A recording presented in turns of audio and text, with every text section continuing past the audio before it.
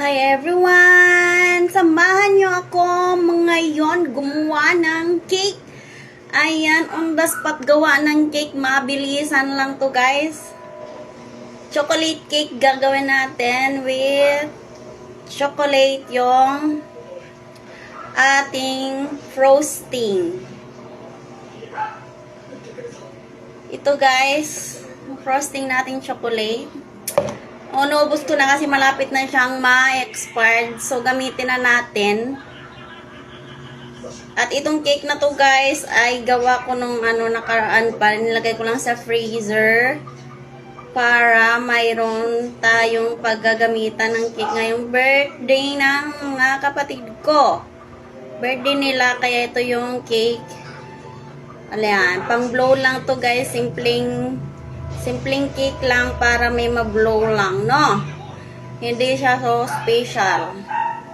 Pero at least may ma-blow sila, no? Para maging masaya naman yung birthday nila, no? Masaya kasi pag may cake at may ma-blow sa birthday. So, ito na yung nagawa ko ngayon, guys. 5 minutes cake. 5 minutes or ilang minuto lang tong gawa guys.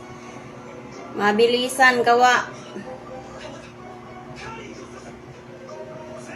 Simple as this lang yung cake natin guys.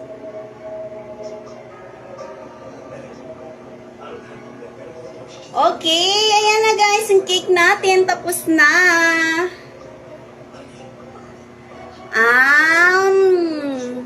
Sarap ng chocolate.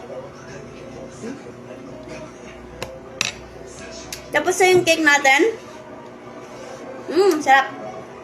Dalawa kasi magbe-birthday yung kambal kong kapatid at saka yung bunso kong kapatid. Magbe-birthday sila.